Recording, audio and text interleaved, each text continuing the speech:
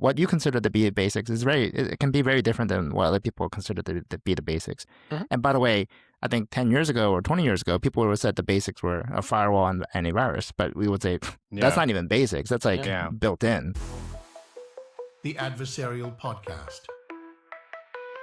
Why you gotta be so adversarial? It's time to get adversarial. Hey guys, welcome back to the Adversarial Podcast. Great to be looking at your faces again, Sunil and Mario. RSA week is nigh. Our next episode is actually going to be recorded while we're out there. We'll talk about that in a minute. What do you guys have going on this week leading up to it? And do you have all your travel plans all set? Yeah, travel plans are all set. I think the most important thing is that I have a hotel. That's usually the hard thing to find. Yeah. Yes. We can talk later, but I found a system that lets me discover what the booking site is before the booking site becomes live. So anyway, I don't know if it'll work for next year, but that's really helpful. He cracked the code. How about you, Mario? Are you hosting anybody other than me? I'm coming with my team. We already worked that out, right? You got the guest room already, brother. We can go and hang out. I'm dying to hang out. I'm dying to ride with you. I live in the city, so I don't have to prep for anything except going to after work parties. I do have to say we just because we're in the Oscars. The Oscars were there yesterday. I just don't have taste for movies anymore, fellas, because one battle after another won best movie of the year, and I'm asking myself, what the fudge is that? That's like OpenAI.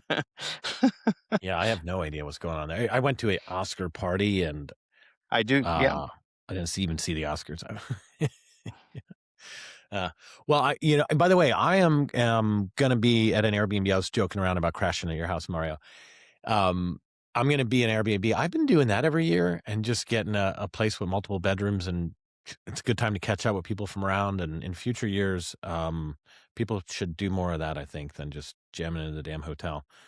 But alas, you mentioned cycling. We are, as always, putting together a road biking thing Tuesday morning at 5:30 a.m. and Wednesday morning, 6:30 a.m. Big ride on Tuesday, more inclusive, accessible ride on Wednesday. If anyone goes, what? Road cyclists, cybersecurity? Then ping me and I'll get you involved in that. Hold on. Good group. I learned this from Jerry. I bike, he cycles.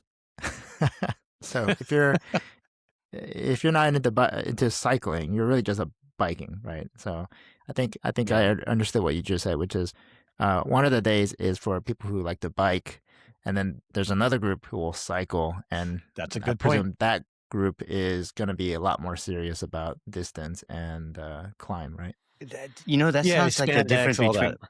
It's a difference between running and jogging. Do you guys know the difference between that? I didn't even know. Jerry, you want to educate us on what the difference is? Yeah, well, what I thought Sunil was going to jump in and say was redefine accessible, because I was there, but Sunil did just great. That was a Wednesday. We go up Hawk Hill, which is beautiful, and we're still riding across the Golden Gate Bridge, so it's not completely trivial. But once we get over there, we're doing like 10 miles in a loop and chatting. And by the way, it's all like startup founders in security, CISOs, venture capitalists.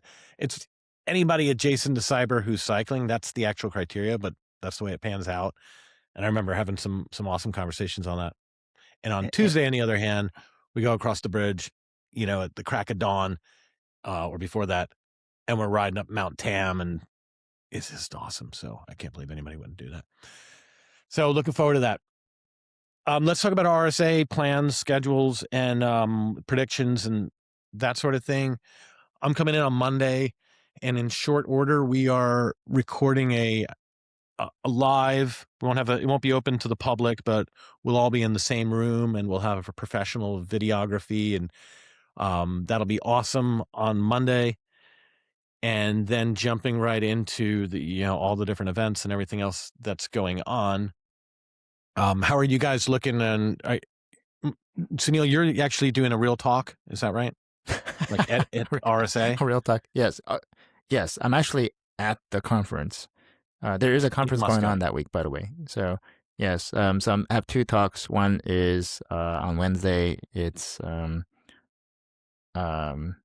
anyway, I have two talks, which I'm not sure if they'll be done by the time this thing airs, but it's on Wednesday on why dollars don't make sense, or when dollars don't make sense, and rethinking risk quantification. Oh, really? And then I have a cyber defense matrix workshop on Thursday as well. And then Gnostic, we have a ton of events, pretty much the entire week. So, actually, one of the things I thought was really cool this year is I'm sure it's vibe coded. Somebody created a vibe coded app that puts all the events on a map of San Francisco, and it's just an interactive map of all the happenings inside the area. Yeah. That's because the missing link on all this stuff is always the logistics. You're like, oh, I'll do this and that, and they're 3 minutes apart. That can work in some cases. Other times there's not a chance. Yeah, it's I think it's the website is called Insider Schedules. Or insiderschedules.com. And it's an event agnostic site, like it'll be around for other events too. I'm pretty sure this is just well, who knows? They may turn this into a non-cybersecurity specific one, but this one's definitely a cybersecurity one. Super cool. What is do you guys know who's going to be? Are they still doing that whole competition, the startup competition where the Innovation Sandbox? Yeah. Do you know who's out for competition this year? Any names? Yeah, actually. So one of my workshop items is to map all 10 of the startup finalists. So Gnostic was one of the finalists last year, and it was also the first year where all the finalists gets $5 million from Crosspoint Capital. So it was a nice prize, if you will, just for becoming a finalist. Anyway, so this year the finalists, I don't remember all of them, but in fact, this year's finalists are companies that most people probably will have never heard of. So if you're just interested in seeing what the latest is, then that's a good place Is the $5 million thing still game this year? Yeah. All the top the 10 finalists also got $5 million each. Why do you think that they're not house or less recognizable names, or do you just mean they always are, or is it more so this year? I keep track of a lot of these companies, and this year was a whole bunch of ones that I just never heard of. So, I mean, let me see if I can find the list. But what are the themes, Sunil? Like, is there a common theme? Yeah, I know AI is a thing. I get that. But what within AI and security are people gravitating to? In the previous years, we had non-human identity. Other times we had we've always had some sort of thing everybody gravitates to. What is this year's? Do you have a sense? They'll have a buzzword or cloud, word cloud, I'm sure that they'll present. Not just from the vendors, but also for all the talk submissions. They try to do that every year and show, how things change from year to year. But I haven't seen the latest. But anyway, some of the companies. So I know what the top 10 are. And if any of these, I see them right now. They're on the RSAC. You would give us some names, folks. Throw some names. So Fig has come up a lot. That's one I've seen. Fig, I've seen that. Yep. Crash Override, Glide. Right, Crash Override's been around for a little bit. Token's been around for a little bit. Jordy was new to me. Charm. Clearly AI, Realm Labs, Humanix, ZeroPath, and you mentioned. Now we've mentioned them all. Cool. So like what I would have said if you asked me like what do I see, or if a layperson asked me what do I see in AI and security right now, Fig definitely is one of those, and it's SOC. It's first line. It's incident response. That to me was the first thrust where a lot of companies came out and trying to inject AI into security. I don't know. I was an advisor to one of them for a little while, and I kind of feel like a lot of security companies are founded by non-security practitioners. I mean, because they just came out of Y Combinator, like they didn't have time in their lives to have worked in security yet, so it's understandable. But the problem with that, one of them, is that I feel like there's this kind of feedback loop where someone creates a product. They raise money. Everyone has to convince the world that this product is important. But then everybody else starts creating products for that problem too, even though it was kind of an over-dramatized problem. And when I look at security incidents and what a AI SOC assistant claims to be able to do, it would be really useful for the incidents where it turns out to be an advanced adversary. But in reality, that's not very common at all. And it's, generally like false DLP alerts and phishing and all of that. And so I think getting rid of that and doing the low-hanging, unsexy work is a much bigger realistic use case. I think when like Iran breaks into the network and all that, you don't need AI to do it, to troubleshoot in 200 milliseconds. Like you could spend a day and a half and everyone can go take a look, and that's okay. Like the reason why people are failing is because no one's looking for 200 days. Like it's not like a race of milliseconds like they would have you believe. I think. It's interesting. I'm looking at Glide Identity that kept, like, I wanted to find out who that was, and it looks like, somebody keep me honest, still kind of authentication for the user by using an AI agent to help with the whole process. $20 million. They raised $20 million. Seems a little. Oh, that's weird. I wonder if that happened. Like, wasn't there some kind of limit on how much money you could have raised to do the innovation? It says sandbox? they raised $20 million. Yeah, but I'm just saying. I wonder if do you remember, was that okay for to be in the innovation sandbox? There is a threshold. There is a threshold for the innovation sandbox. I forget what it is, whether it's 20 or 40. At this point, you really do have startup founders who are raising $40 million on a napkin, right? So on a napkin drawing. So the San Francisco. So one of our friends is a real estate agent that's been doing this for many years, and she's well known in San Francisco. And she usually goes to the Oscar parties. We've been doing this for 23 years, 24 years. Oscar party at the same place. Anyhow, couldn't do it yesterday. She could not attend it. First time. Even with COVID, could not attend it. And it was because she was too busy with new houses going out for sale. It was just going crazy. So all these people in the AI space have all these freaking money all of a sudden. There's not a lot of inventory right now in San Francisco, and the prices are just taking off again. Wow. It's all because of AI. Yeah. It's a freaking bubble, folks. Scary. Yeah. Well, for what it's worth, just to round that out, on Glide, it looks like the raise that they did of 20 was actually from Crosspoint. So maybe in the process of this, they said, let's ratchet it up and go past 5 to 20. Oh, it's Crosspoint? Yeah. So maybe it's like Innovation Sandbox plus. Like we think it deserves more capital and needs more capital. So let's go.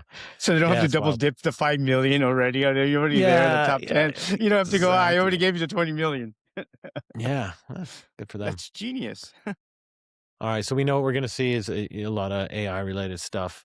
Are you guys going to spend time as early stage startup founders? Are you going to spend more time meeting with prospects, customers, or are you going to spend more time meeting with potential investors, or doing like cyber defense matrix? That's none of the above. So, or none of the above. How are you allocating that? So we have a number of meetings with strategic. We have more strategic meetings than we have customer meetings. We do actually have customer meetings, but most of the customer meetings have been happening. It's for us. It's fortunately quite constant. But RSA is a zoo, right? And you're really losing the opportunity to do 30-minute meetings. You only have like so much time in a day unless you're sitting in one place and they come to you, which isn't as optimal. One thing that we're not doing is we don't have a booth, and I don't know at what point I'll feel comfortable in having a booth. I think that's a cost calculus that I'm gonna really dread ever having to do. But you didn't have it last year, Sunil? I didn't have one last year. We have not ever paid for a booth. How about that? We've gotten a booth for different reasons, but we've never paid for a booth. I don't know if I would feel like I'm using my investor money wisely if I did that. Does anything come out of those things? I mean, really, do you go to a booth as a security practitioner going, "Ooh, let me go find the latest and greatest, and go and meet with people there, and let's see what they. I don't see the value. No, there's some you definitely get some you get some legitimate leads, but it is ultimately the question of, is it worth the cost and the time that you're committing, and when you only have a handful of people going. And by the way, a good number of my team members are in Israel or Tel Aviv, and getting out of Tel Aviv is not the easiest thing in the world right now. So, I bet. Well, so that's got to be true for the entire industry. And there's a lot of folks from Tel Aviv and San Francisco on RSA week, right? I think is that going to have an impact on attendance? I don't think not. I mean, because many from the vendor side or representation side, I think you'd have. Vendor representation side, you'd have to have you may have fewer founders come or fewer folks just from the Tel Aviv side, just because they're leaving their family behind in the midst of a missile strike to come to a conference. Even if they don't have logistical challenges. Yeah, like that's if we ever had if the shoes were reversed, like I wouldn't want to leave home to go to some place if our country were under attack, right? I mean, I would want to make sure that family and friends are safe. Yeah. I think that I'm going to push back on Sunil saying there's, actual leads, actual usable leads. I'm going to say, I don't think so. And speaking from a guy who hasn't had a booth, okay, let's go on the record here. He said it himself. He hasn't had a booth, so I don't know where he's getting his data. I haven't paid for a booth. Oh, I've had a booth. I have not paid for a booth. Okay. I think a lot of this like market gen stuff is long game, and it's a mix of brand recognition and I see Cylance 10 times. I keep walking by and ignoring it because I'm putting my head down and running through the damn vendor hall, and I don't want to talk to anybody.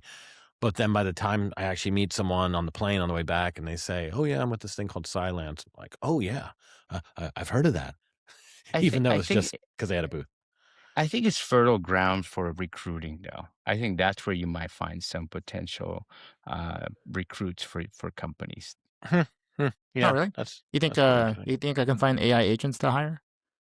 No, but you may find like a salesperson. I mean, salespeople are probably trying to make connections, but other salespersons out of the booth. I think that's what I mean by I don't know about engineers, finding the right engineer at these conferences. Maybe. But I'm saying at the booth. If you want to find the engineers, you got to be on the bike ride. That's right. That's exactly it. And you want to be on Jerry's bike ride Tuesday, because those are the ones that are real coders. Well, as I was suggesting with the hiring agents, I mean, I think much to the chagrin of folks who are looking for a job, we are tapping AI agents to do. We see them as the front line, right? Can we get an AI agent to do X? And if we can, great. And if we find that it can't, then we may start looking for somebody to pick up that work. And it's more and more we're seeing that the answer is yes. You just put the effort into making an AI agent do X, and it can do X surprisingly well. At least 80% of the work. Honestly, I like the events that happen outside of the RSA conference. There are bars. There will be some parties, and yes, I'll attend those. No, I won't drink. I don't drink alcohol, but I get to meet my friends. I get to meet my colleagues and learn from them. That's where I get a lot of value. It's here. What are you guys working on? What's your pain? And I learn a lot from the other people. At this point, RSA is more known for the side events. And I tell people I'm in San Francisco that week, and I hear there's a conference going on. With the exception that I'm actually speaking at the conference, I wouldn't really have stepped into the conference at all. So there's just way more side events than there have been any year. I think the side events continue to grow just because you have a whole ecosystem that surrounds it. Do you guys ever pay for the conference, RSA conference, to go to those, the ones where you actually get people presenting and it's like a class, they talk about things and different topics? Do you ever do that? That's Sunil. I think that's Sunil. He's on the stage. Okay, well, Sunil's one sounds really good, and you're going to learn a lot from Sunil. But he's not paying, and he's not sitting in the audience. No, I know he's not, stage. but I mean, if whoever goes to his class that does do that, or that session, the session, I think they'll benefit from it. From my own experience, we did it once when I was at Snowflake, only once, and we said, what the heck did we just throw away, pee away money? That was really not useful. Well, but Sunil's sessions I haven't are useful. done them. I haven't done them at RSA. Like I think literally I remember being there once and something was going on. I sat down in the back row for a little bit and thought, oh yeah, this is what I'm supposed to be doing here. But I have done it a lot at FSISAC. I invested a lot more time in that summit, I guess, an attendee. And I mean, I was, I had the badge with all the stuff because I would speak at it and I was on the board and all this. Where's that, Jerry? Where's that? It's financial services. So it rotates around, but it's usually in Orlando once every spring. I think it was just last week. Huh. And that's one where I always went because the presentations were peer-to-peer and watching like the threat intel team from Goldman talking about something live. And the audience was much more, thanks to like email lists and Mattermost chat in advance. By the time people got into the room, someone would be able to stand up and raise their hand and say like, hey, Mario, yeah, it's Jerry from blah, blah, blah, blah, blah. Like what you just said, it makes some sense, but it kind of sounds like bull hockey, as you would say, because of that. So the rapport was there and it was great. It can be very good, I think, but they have to be peer-to-peer. They can't be vendor driven because they're conflicted. I think. Yeah. All right. Enough about RSA. We're seeing. One thing that's I want to just quick comment on though is that I've started to. So this notion of vendor presentations, as we all I think recognize, we don't want to be pitched at an RSA presentation, and so if a vendor is going up and presenting, then we of course expect it to be more general about the nature of a problem or whatever they may be seeing. But I think at the same time, I think we're all absolutely seeing more of our peer practitioners becoming vendors or working for vendors in a true security capacity. And I think we still get the label of being a vendor nonetheless, which is kind of sucks. Unfortunate. It sucks. Yeah, it's unfortunate. It's also understandable, but it's also unfortunate. I think when I was at the when I was wearing my Bank of America hat, I saw it from one perspective. When I switched hats, I saw the other perspective, and I have much more sympathy now for the vendor being a vendor, but being a true practitioner as a vendor. Still deserves the credit that it should, which is you have a real practitioner that's trying to that's not really trying to sell anything, and it's just trying to share what they've learned. And it just happens to be in the context of a vendor, but it's still worth listening to. You're talking about you're on the security operations team of Jupiter One, or I was going to say CrowdStrike, but the more mid-market, and I'm the Vanta CISO or whatever it may be, and damn it, they wouldn't let me go into the CISO meeting because they said I was a vendor. I'm CISOing 2 here. Yeah. I mean, you know what? It sucks. I will say that, like, I think the individuals in that scenario are legit and they are there to actually CISO. I think their CEO would be kind of disappointed if they weren't pushing product in some way. Like, it kind of sucks, but tell me about it. That's what the boss really expects. So, yeah, it's a tough situation. And when they interview people at a security vendor for a security job, there's always some level of like, and of course you'll, be expected to advocate for the company and be a champion for the company. And I can't disparage that. I mean, of course they have to, but it is a little different. Sorry, but it is such a difficult, it kind of feels like, I'm sorry, we're still talking about this instead of other topics, but it feels like what it would maybe if you work for the military and you were in the federal government working for the military, and then you do your tour, and then you leave, and now you become a contractor and you work for one of these weapon manufacturers for them. It feels a little weird.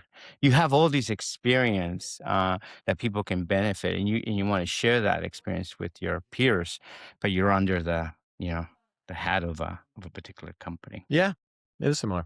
Yeah. All right. Speaking of, nice segue into military. There's a war going on with Iran, and look, Iran's been known for a long time for lashing out at the private sector and especially critical infrastructure. But during times of strife and political tension, And that happened. I have to assume that they tried to hit a big list of targets, but they landed on Stryker, U.S. medical device maker. So the things I'm curious about coming out of this is we'll talk a little bit about the market implications for the Stryker stock and kind of play that game, that recurring theme we have for victims. But also, is this any watershed moment, given that it's during an overt war? Is this likely to see some kind of different retaliation than would have otherwise been levied? Well, I think so let's tie this in with another topic that I think we wanted to talk about, which was the national strategy. So Sure. The very Cliff Notes version of I don't know what a Cliff Notes version of the national strategy looks like, because the national cyber strategy is sort of like the Cliff Notes version to begin with. It's a cliff note of a cliff note. That's right. Hey, ChatGPT, can you summarize this for me? Like, it's already summarized. Anyway, so there are 6 pillars, and the first pillar is, I think, very relevant for this particular scenario. The first pillar is to basically enable private sector entities to essentially. Well, so the first pillar is, I think the title is something like shaping adversary behavior. And there was a national, there was an executive order that came out that talked about dealing with cybercrime and fraud. And I think it's somewhat tied to this particular pillar, but the perspective of enabling the private sector to take on more aggressive action on their own is what was somewhat interesting about. This is the one piece of the national strategy I think people were. I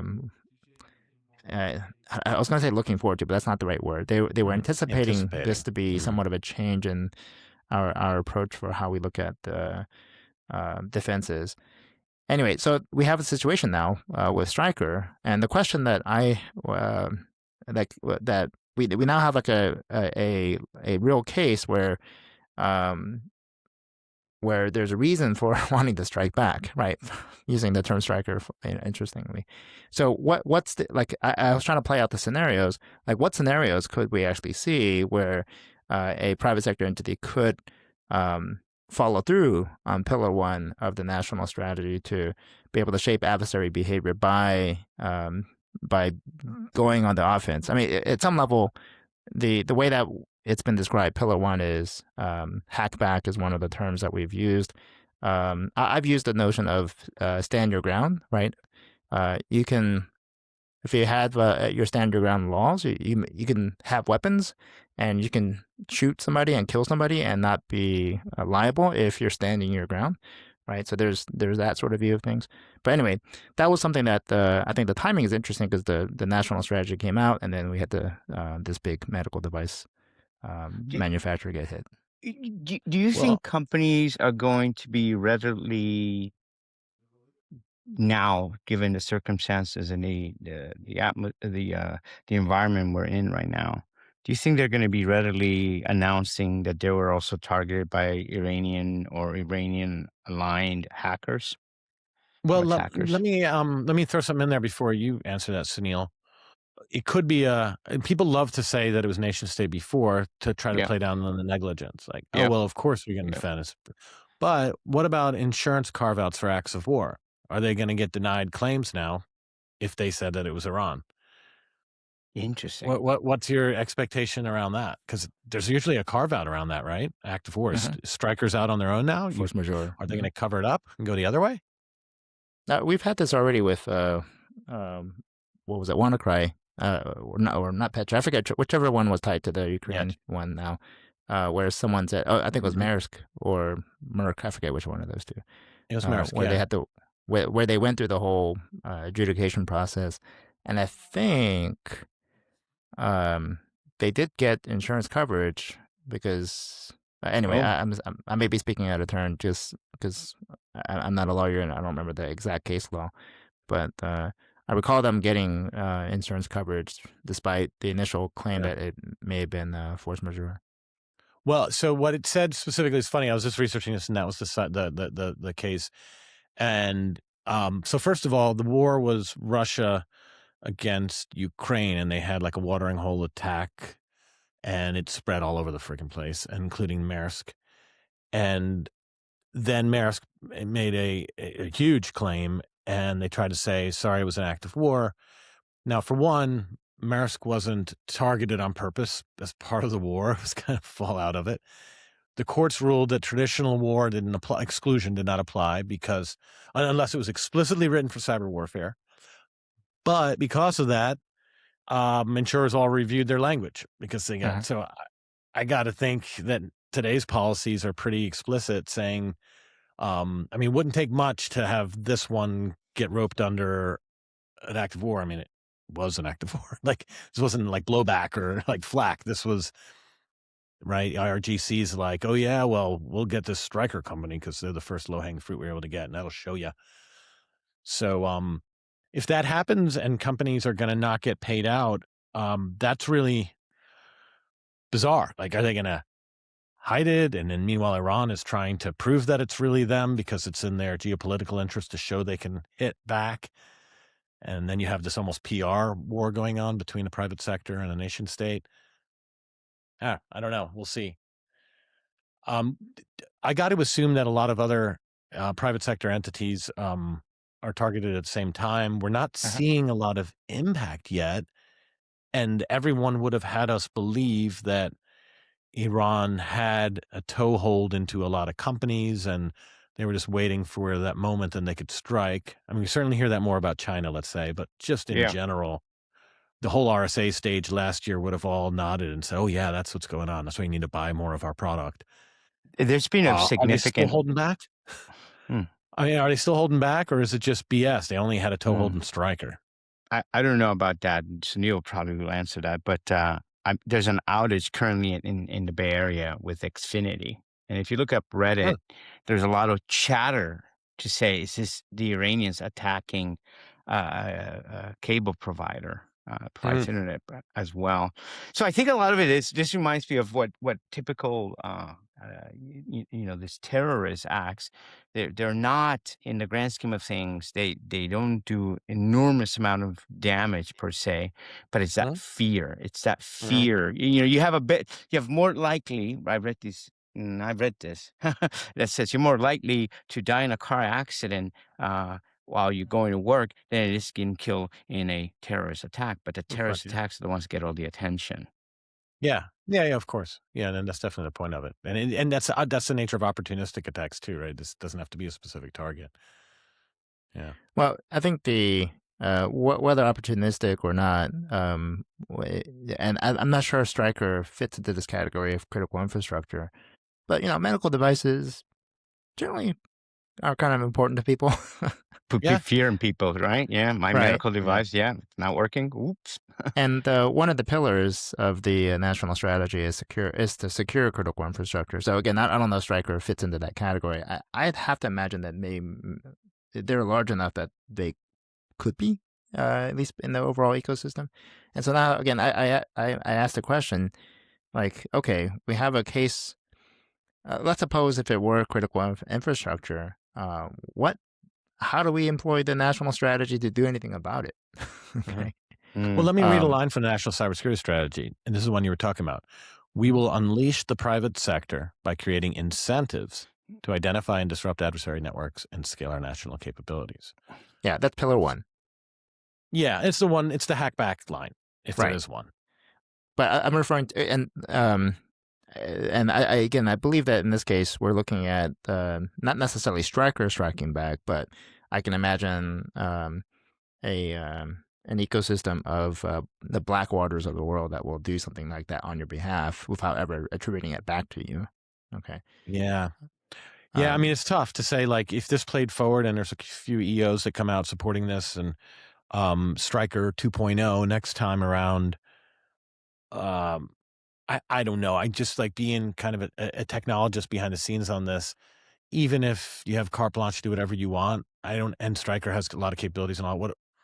what are they gonna do? Like stop the, ransomware, the IRGC laptops? And if so, there's probably more of them. Like I don't know anything that would really hack back. I just don't think it's understood right. There's no such thing. Well, and the claim, at least from the national strategy, is on the secure critical infrastructure side that they will, and I'll pull it up here specifically. We will deny our adversaries initial access, and in the event of an incident, we must be able to recover quickly. Okay, so clearly they had initial access, and are they recovering quickly? We didn't deny it.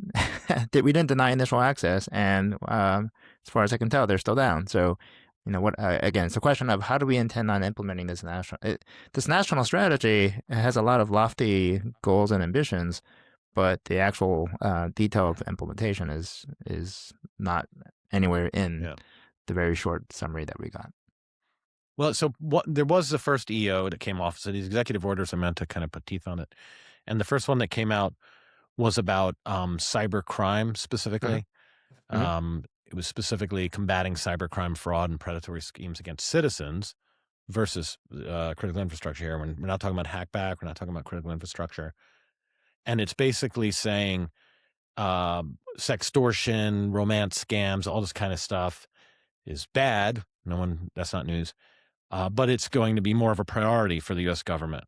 And I think that carries some water. I don't think it has been, probably shouldn't have been. It needed this. There's not monetary damages.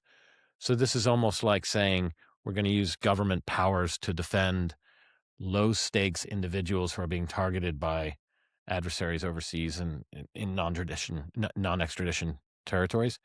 I think that could move the needle, and if resources were devoted to this. Do you think so? No. One, I think to your point, there are people, individuals who lose money, unfortunately, and in many cases their entire livelihood to these sort of things. And as unfortunate as it is, there are bigger priorities to focus on, right? Again, securing critical infrastructure is a big priority and one that's important. And I think the Stryker example is one very clear example of that.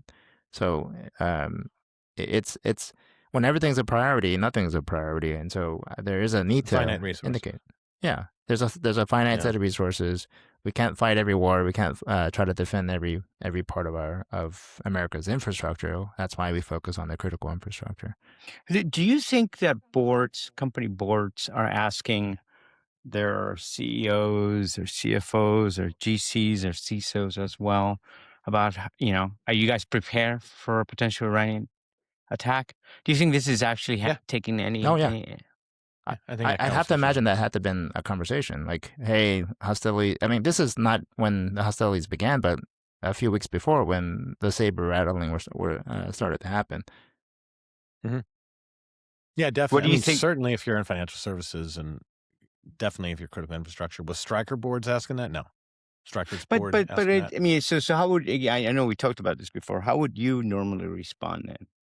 Like it's okay. There's more a sense of urgency, and not urgency, but sense of sensitivity to an attack from some third party, some nation state. But is it really changing anything about your security program per se?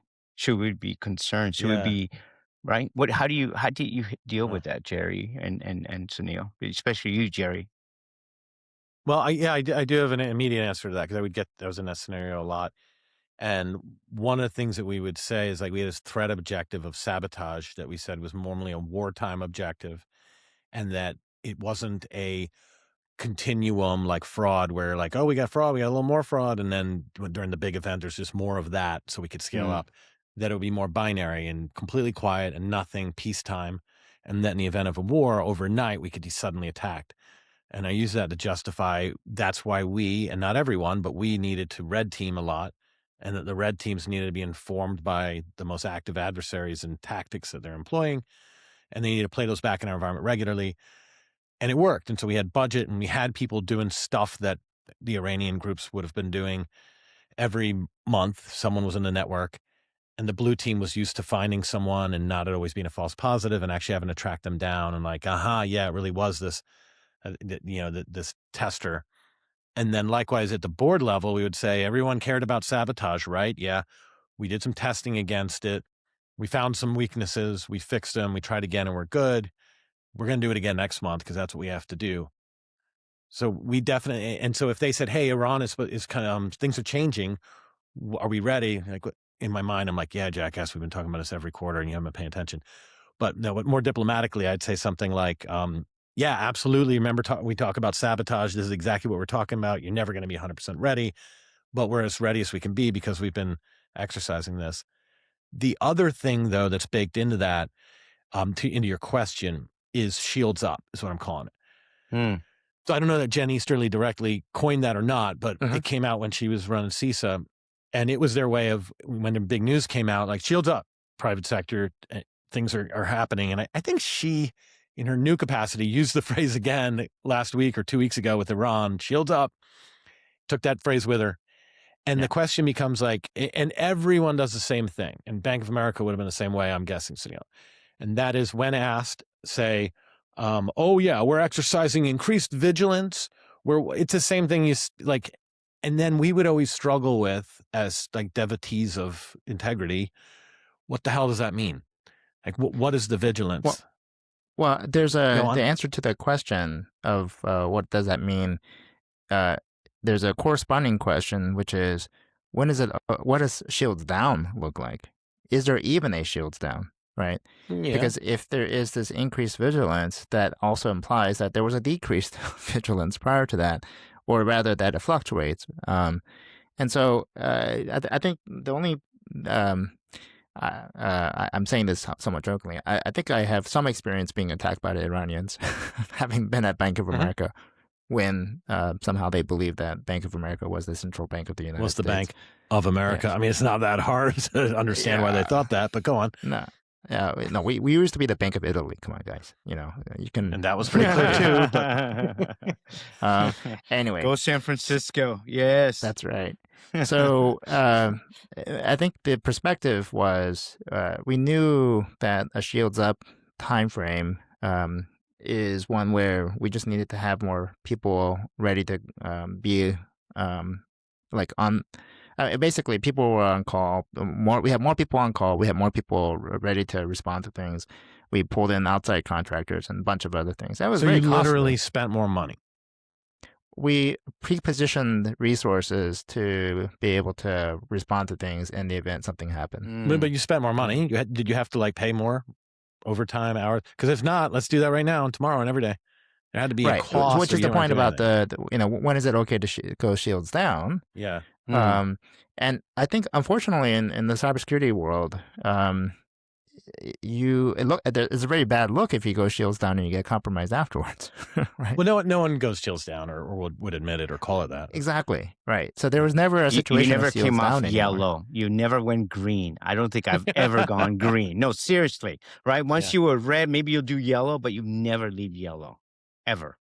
Yeah, so I appreciate the sentiment of shields up from Jen Easterly, but I think the key question is, when is it okay to go shields down again, right? And if the answer is never, then it's always shields up, shields up, shields up. Yeah. Let's crank it up to 11, and the next day it's crank it up to 12. I have a different take on it. Okay, because we spent a lot of time working on this, and man, we never went live that I can remember on this. Maybe the company did after I left. We put a lot of time and thought into this. And what we were looking for was knobs we could turn that we had decided to set at a certain level, balancing friction and security. And we wanted to identify a set of knobs that we could turn under heightened monitoring or heightened vigilance. We had a really good name for it. It'll come to me in a minute. That we would say, we're going to impose more friction on the business. And everyone's on board because we're all hunkered down. And an example would be we were really big on egress blocking out of workstations. You always joke you can't get to Guillaume's .zip domains, which he only puts on .zip because he knew I would block all of .zip. That was normal. That was green. You never allowed .zip. Everybody knows that. XYZ, all that crap. Password on the zip file. I can see it already. No. I'm talking about the .zip domain. Yeah, like stupid .zip, like a hosted TLD. But the other things like .io or .ai, we had it pretty early on. Be like, I open it all. There's so much stuff in there. And we said, we're going to wind that back. You're going to go to your buddy to world.ai and it's going to be blocked. And that's what would happen if it was world.zip all the time. It's blocked and you have to put in a request. And we said, we're going to dial it back and have to have more requests, more crap. Every time I try to do anything on the internet, it's blocked. And we said, until we're at that point where we're turning a knob, imposing friction, creating more tickets, but blocking more stuff, then this is all BS. And I think that that's totally valid. Like blocking all Tor nodes, like Bank of America should block all Tor nodes during Shields Up. They're not. They should probably block them all the time, but not necessarily. I can get over like, hey, we have people banking on Tor all day, every day. Big people. Big accounts. And that's true. But if you want to be Shields Up and they can't work and then your reps call in, hey, this guy's like, yeah, that's Shields Up, dude. You hear about Iran? Oh, yeah, I get it. Like, it's wartime. Like, take some pain. Like that's it. And you tell the customer, shit, sorry, excuse my language. There's a war going on. It might be time to stop using Tor, which is a whole other funny discussion because they're like, hey, I thought I wanted to be more secure. You're like, oh, you didn't know? That's not making you more secure. But yeah, I digress. Outside of the big names like Bank of America / Bank of Italy and the ICE where Jerry used to work at, and the JPMCs of the world, blah blah blah. Mm-hmm. How do you guys think about the mom and pop shops or those companies that are not? I mean, they're not well known. They're not critical infrastructure. They're not even supply chain anything. What do you think should they be worried about this? Should they be worrying about an Iranian attack against them? How should they think about this? Well, I think that they should once a quarter be thinking through this, and geopolitics is one of them. And are we likely to be a target? And for most of the ones that you're talking about, I think it's okay that the answer coming at it is no. No, we shouldn't. It's a shared fate here. We're not going to overspend on this. It'd be irresponsible of us to do so. So What do you think, I would Sunil? also, yeah. So let's say I'm in, IRGC or some hacker group from knew Iran, and I A South Korean and, cover. I'm actually Mossad, but anyway. No. We're just trying to joke here, Sunil. We don't want the truth. Yes. You're so- not charming kitten? What? One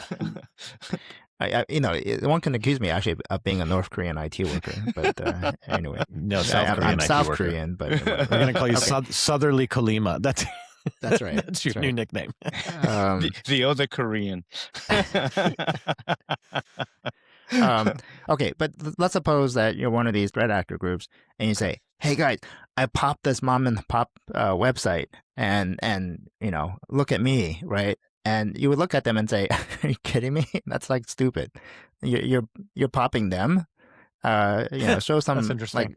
show some real capability, guys. Okay. I don't doubt whatsoever that they have access or can pop a whole bunch of these mom and pops. No question. Okay. It's more of a question of do you even want to bother spending time doing that when it just looks like you're like a stupid, punk. Beg bounty. Yeah.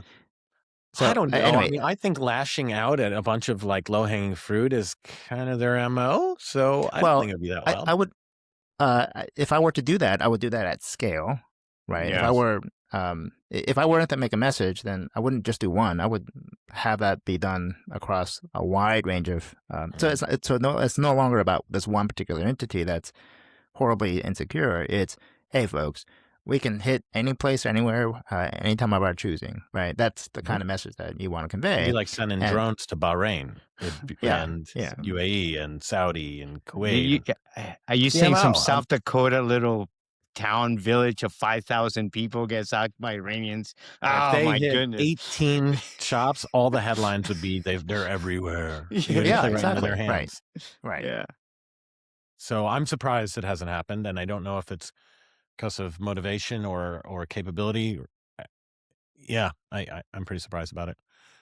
Yeah. Or shocker, maybe we're actually more secure. No. Yeah. Okay, that can't be. But hey, speaking of that, when we go back to the executive order here, sorry, not the executive order, to the cybersecurity strategy about national critical infrastructure, there's been a number of like private stroke academic researchers who have released data about critical infrastructure like water treatment plants and vulns, meaning like dorking on Shodan or Census and saying, look, here's a map of water treatment plants with all the known old VPN concentrators that have known vulnerabilities right now.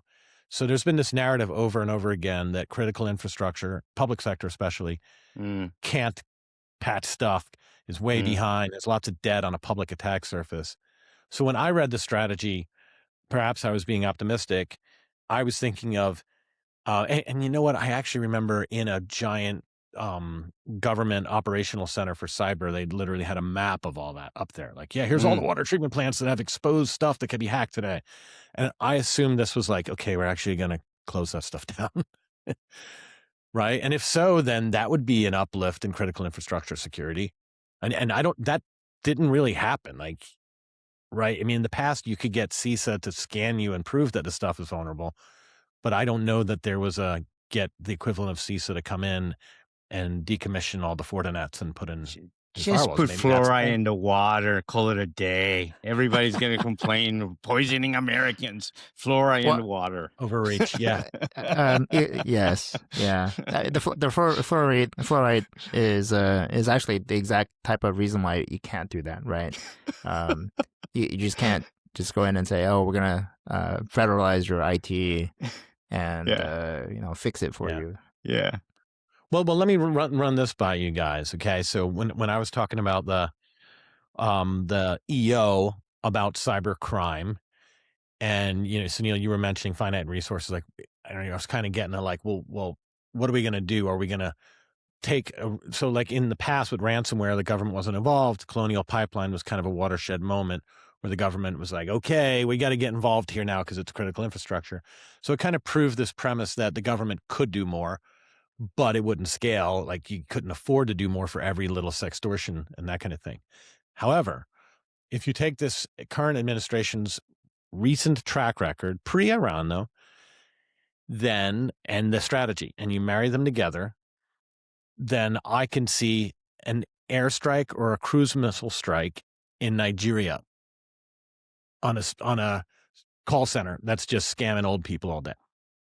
That's a change, and that's completely consistent with my observations. Like, wow. I would see this as setting the tone. Hey, we told you in the strategy, we're going to be doing that. And does it scale? I don't know. How would you feel? Are you talking about my morning? Nigerian prince, the one that's been in prison? Have you sent him some 10,000? Exactly. That's the guy. Okay, fine. I'm with you. I'm in. And when when Nigeria has a problem with that, it would be just like Venezuela having a problem with that. And I'm not taking sides on that one right now, but I'm just saying it's not outside the realm of human comprehension for that to happen. And by the way, it'd be a great populist movement because nobody likes those guys that are the Nigerian prince scams. There's a lot of voters who would be like, yeah, cool, we need more of that. So do you think there's no way that's what we were hoping to pave the way for you? On a serious note, though, and I know we're all making fun here, but those are real human lives, and we don't want to demean human life at all. But deep down inside, we all want to get even with some of these people. Maybe drop a couple of skunk bombs, make them smell a little bad for a couple of months. Okay. Okay.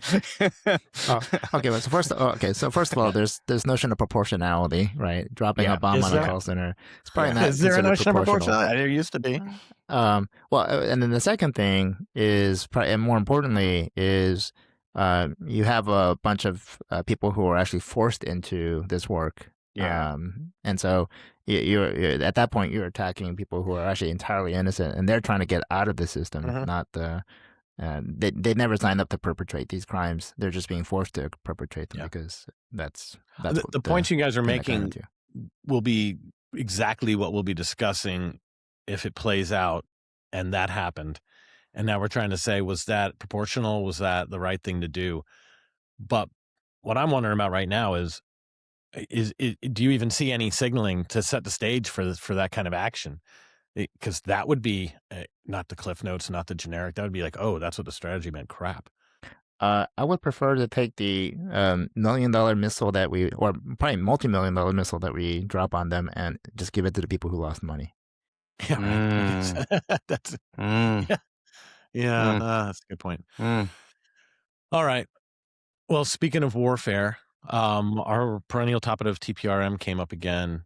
Someone on LinkedIn was bringing up the point that that from the FSISAC Summit, actually, that we were just talking about, and about a talk there about TPRM and not just questionnaring people to death. And but the post specifically said that the rapid adoption of AI is causing risk here, and that we need to do something about it, and that's going to, it implied to me, create more vendor risk, and therefore we need to do something better to manage this vendor risk. Do you guys feel like, take it in any direction you want, but the question I would phrase from this is, which is a bigger problem about TPRM? I'm going to give you two choices here. One is the vendor risk is running wild and we need to do a better job of managing it. And two is, vendor risk be damned, we're wasting a lot of time and energy with this TPRM circus and we need to just dial it back. And you can't say both. Which one is it? Kill it. Kill TPRM. It's unnecessary. Okay. Bold vote. Sunil, what do you think is worse? Vendor risk or the TPRM? What's more of a scourge upon the earth, vendor risk or TPRM programs? The TPRM program. It's okay. Yeah. I should have made it easier. Thank you. Mario decoded my question. Yeah. I unfortunately agree with both of you.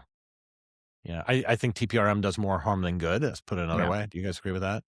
Mm-hmm. Yeah. It's security. It's largely security theater. We're going through the extra motions just because, regulators and whatnot, and banks are asking us to do this.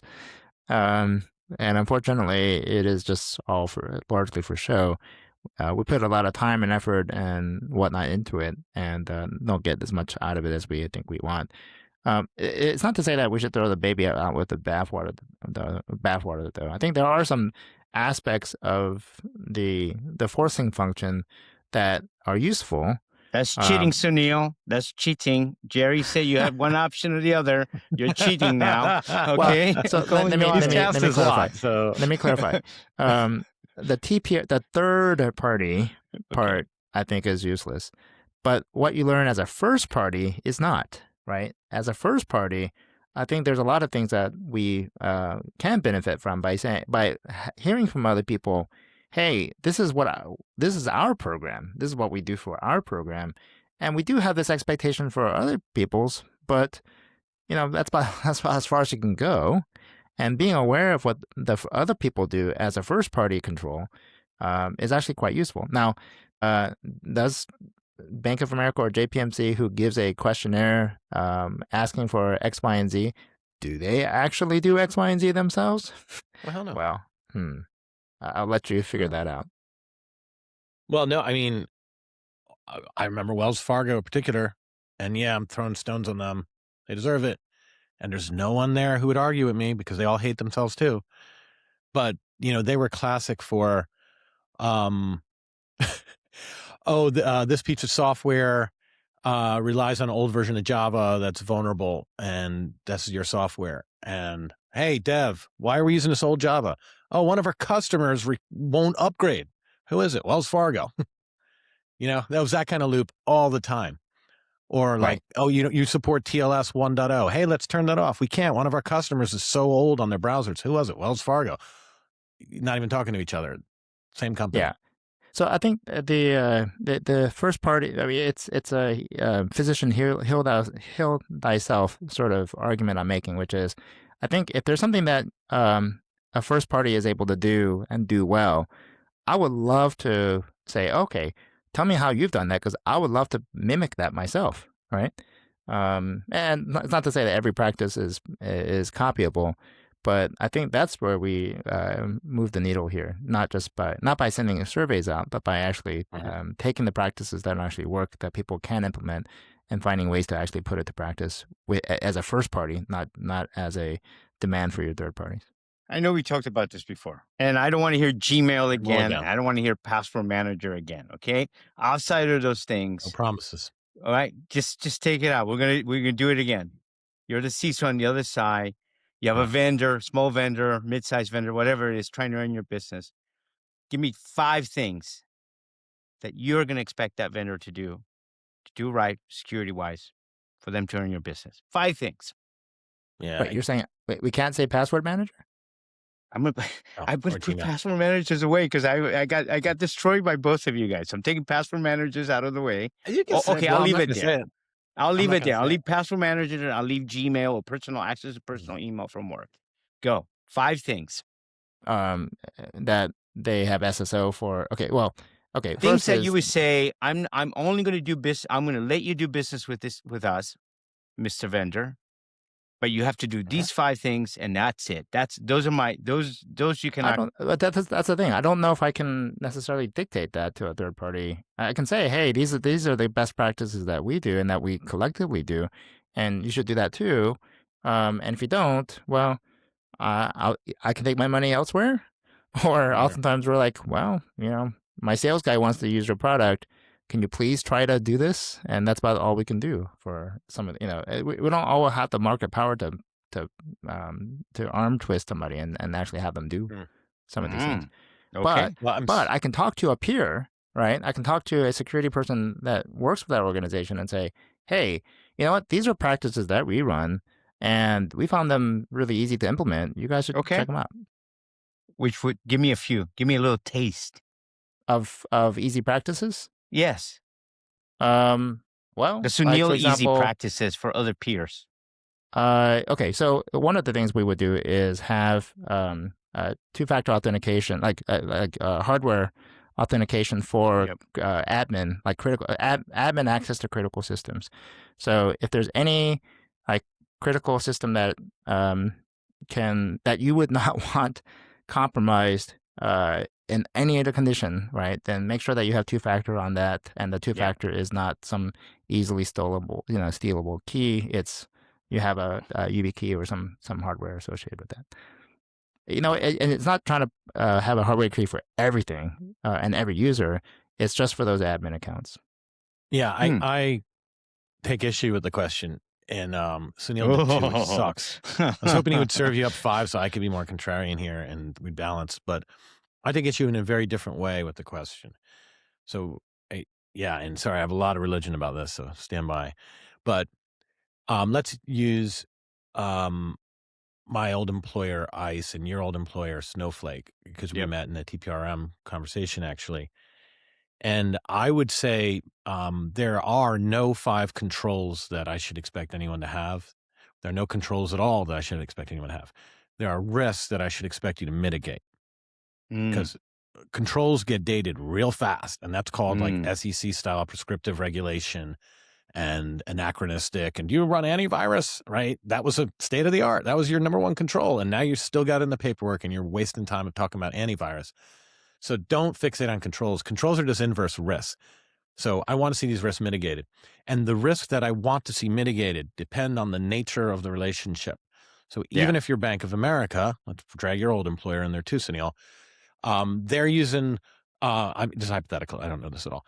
They're using Loom.ai. I forget who bought Loom. They're part of a big shop now, but let's say they weren't. And that was some customer service reps are recording some demos on like, yeah, Frank, it's really easy to add a payee. Here's what you do. You're going to click over here, and they're recording some accounts, right? Who else is Bank of America using? They're using JPMC, a competitor, for some treasury management, I'm sure, for diversification. And they probably have, $15 billion in funds at JPMC over here. They're also using Georgia Power for a data center outside Atlanta, whatever it's going to be. 3 vendors. You're going to hit them with the same stupid list of questions? No. More importantly, are you going to ask them to mitigate the same risks? Absolutely not. The risk that I want from Loom in that case is I don't want someone to crack in there and dump all the customer accounts and just say, look, we hacked Bank of America. It's very light. It's just, so what am I worried about there? Pretty basic. Probably SOC 2 is going to be good enough. Now you swing over to Georgia Power, on the other hand, I'm worried about sabotage. I'm worried about the wartime event. So the risk I want them to mitigate is a persistent multi-year campaign. As a result of that, the control I'm looking for is red teaming. I'm looking for a risk register. I'm looking for governance. I'm looking for prioritization of things. I'm not going to bug Loom with that. And if I stop bugging Loom with all the dumb stuff, then I actually have time to ride shotgun on Georgia Power or whoever it's going to be. On JP Morgan, I'm worried about transactional controls. So I have multi-factor, multi-person controls, like Four Eyes controls on treasury accounts. You're going to throw that at Loom? Come on. And that's what's happening today. It's like one size fits all. And as a result, they're doing nothing on the big risk like JP Morgan, beating up these poor Looms who will do anything to win the Bank of America contract. So that's the problem we have. But before I leave this, so using ICE and Snowflake. Yep. What if, as the CISO at ICE, my TPRM team, here's we're going to use Snowflake. They're really smart. So instead of throwing them the same 300 things that I roll over on all the time, instead I analyze the relationship and I find out that we're going to be giving the Snowflake company sensitive data. So I want to know about data leakage controls. And in particular, I want to know about the ability to defend against concerted nation state adversaries who are going to be stealing data. And so I ask for red teaming and I say, and what if you come to me and say, if you want a red team so bad, why don't you do it? Well, that'll cost me $60,000. Is this worth it? Let's talk to the business on maybe. And we negotiated. And what if you said, I'll split the bill with you, Jerry. We'll put $30K in each. If you let me use this result, and we'll use like an agreed upon third party with any of my future customers. And then I red teamed you, found some terrible stuff. You don't mind. That's what you do for a living, is fix stuff. And you burn it down. And then you share it with the next 25 customers. You prove that you actually fixed stuff. They ask for the status. You got all the JIRAs closed, all that. It's all real. And no one's asking about the logbook at the front desk from ISO 27001. Is that so bad? Damn it, Sunil. I see. This is what happens. You start infecting our minds. Now Jerry's all rational and objective and thoughtful about his answers. This is a solvable This is how you problem. ruin it, Sunil. You ruin it for everyone. This is a solvable I'll tell you what problem. I would recommend. Okay. Security training. Yeah, you had something in mind this whole time, and we just set you up to Security like training. a big whiff. Please. Yeah. No, that's a good answer. I would. Yeah. Is my model just outrageous? I mean, No. I think the premise of taking a risk-based, essentially what you're calling a risk-based approach, is the approach that we should all take. I think at the same time, we all look for like just give me the easy, like short list that I can work with, right? Yep. And so I don't think it's sort of like what are the basics? People talk about, hey, we should all do the basics. Well, unfortunately, the basics are not quite, one, they're actually not as basic as most people think. And two, that what you consider to be basics it can be very different than what other people consider to be the basics. Mm-hmm. And by the way, I think 10 years ago or 20 years ago, people would have said the basics were a firewall and antivirus, but we would say that's not even like, that's like, that's not even basics. That's like built in. It's a given, right? Yeah. You don't even have to even think about it. That's the airbag in the car now in the seatbelt. Yeah, that's right. Yeah. Well, the thing, like risk-based approach, that terminology comes up a lot. It's like the classic make the Fed back off argument. And it's basically like saying, it's not that big a deal, and in a way that people can get save some face on. But it generally, like in TPRM, it usually means like this vendor is either more important or less. And I'm saying it's not a continuum like that. It's more, they are all important for a very specific reason, a certain threat. And then there's risk associated with that they need to mitigate. Like if Georgia Power has crappy data protection, you shouldn't care. Like you're worried about them getting shut down. Data, that's their problem. I'm not going to waste a dime on their DLP. Like go nuts with bad DLP. And with JP Morgan, it might be the same. Sabotage might be fine. Sounds kind of crazy, but like if it's illiquid assets, they're going to sit around. As long as you don't allow transactional fraud, then I don't mind if you're down for 3 weeks. I think the only thing I would disagree with you is the terminology, because Sunil beat it up on us a couple of episodes ago. We don't call it red team. That's actual pen testing, right, Sunil? That's a whole. Yeah. Yes, I have a very. Terminology to each his own, right? There's no agreement in the industry. As long as you define your terms before you use them, then you can use them any way you want. I do listen. Yeah. Well, cool. Well, hey, this is fun, guys. Looking forward to seeing you guys out in the Bay Area. And anybody who, ping us in the meantime. This should be out in advance of that if you want to cross paths out there or jump on a bike ride or anything else. But otherwise, safe travels, guys, and I'll see you both soon. All right. Thanks. Bye-bye, everyone. Safe travels.